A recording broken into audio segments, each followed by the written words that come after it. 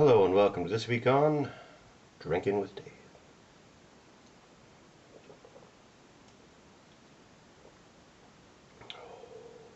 Now, this week we are trying the Blonde Beaver, which is a Cooper's Canadian Blonde that we made.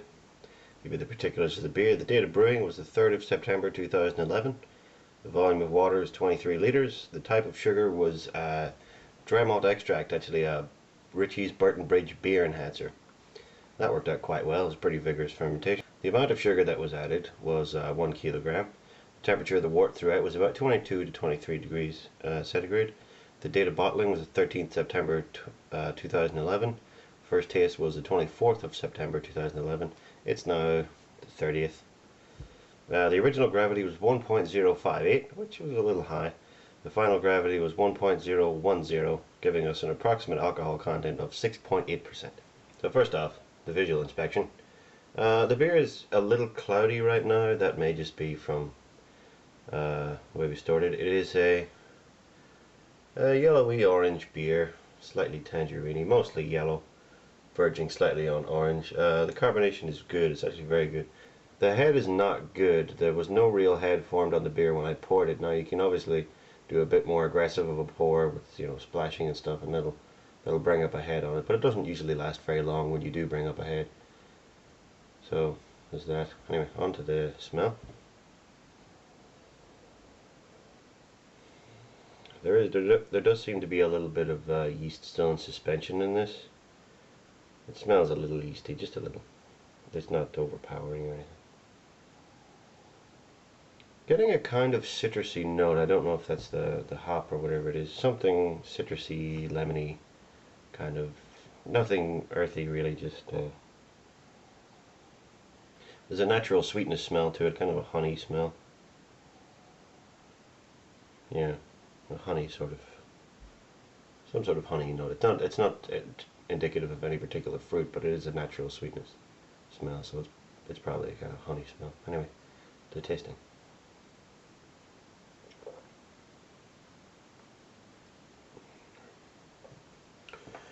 That's extremely cold. I've had it in the fridge for about 24 hours now. It's a very cold beer. When warm, it's kind of not as good as this. It's nice when it's actually not as cold as this. It's a bit better. It's a little warmer, but it's still really good. It's really refreshing when it's this cold. Very good mouthfeel on this beer. It's light and bubbly. It's not really heavy. It's not thick like an ale or anything. It's nice mouthfeel. There's a little bit of oily kind of on the back of the tongue, just a little. No real bitter to it, just a nice top taste. I'll give you the tasting notes we have here. Slightly oily hop. It's not unpleasant. Eamon thought it was a little bitter. I didn't really get much of that. I thought it was kind of sour sometimes, especially when a little warmer. A little yeasty. It's enjoyable. I wrote here, it's unlike American and European lager in that it's not as sweet as American lager, but it's more hoppy than American. But it's less hoppy than European and a little sweeter than European. So it's kind of exactly in the middle ground between the two, I think. Like between a Miller and a Heineken, for example. Like exactly in that kind of area. When warmer, slightly woody on the nose, a little more bitter, a little more sour. Citrusy, not as oily on the mouthfeel. Almost a cardboardy kind of taste or smell. I don't really know what that was, but it was like that. Slightly more boozy. It's not really boozy when it's cold like this. A little sour overriding the bitter. Pretty poor head retention. There's pretty poor head retention all around, but the carbonation itself is good. It's not. I mean, we've made fizzier beers than this, but you would expect from, or I would expect from a Canadian beer. Not that I've ever had one, but I would expect that it'd be about, it'd be fizzy. It wouldn't be, a flat kind of beer.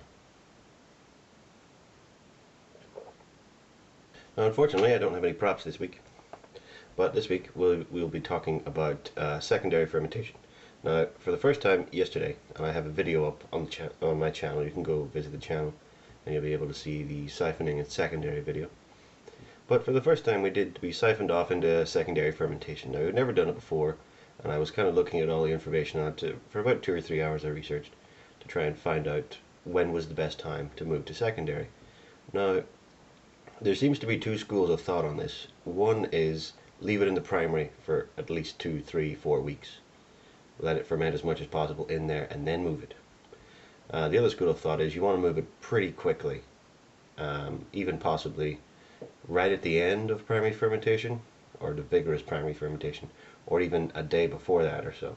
The call I ended up making was that I wanted to make sure that there was some activity left in the beer before I put it into secondary. I didn't want to let the airlock flatline, so what I did is I siphoned off. It was about a day to go until we were due to bottle or due to move to secondary. So I decided that I'd do it a day early while there was still some activity in the beer, so that the beer would produce gas when it was in secondary fermentation, and basically just bubble out its own airlock a couple of times at least, just to make sure that there was a nice blanket of CO2 on top of the beer, so that I wouldn't have any oxidization problems. So I made that call. I don't know how it's going to work out, but the beer smelled incredible when we opened the fermenter up. So I'm hoping that, given I'm thinking about 3 or 4 weeks in secondary, so I'm thinking that given that maturation time, then we can put it in the bottles and let it carbonate there. I'm hoping it turns out well. I think it really will.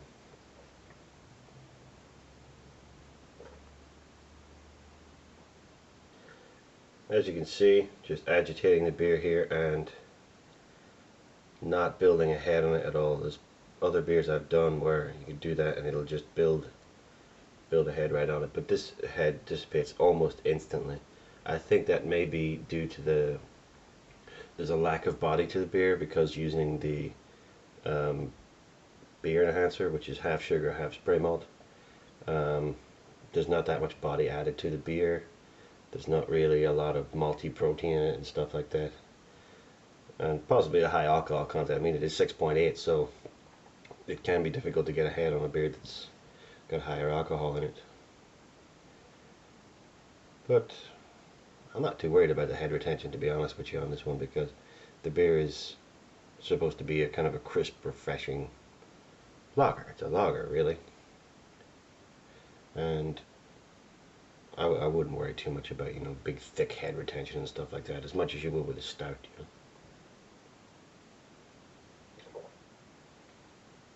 So that's all for this week. If you have any questions about secondary fermentation, you can go to my channel and watch the siphoning and secondary video, or you can just subscribe to the channel so that you can get updates when we bottle the beer that's been in secondary for a while.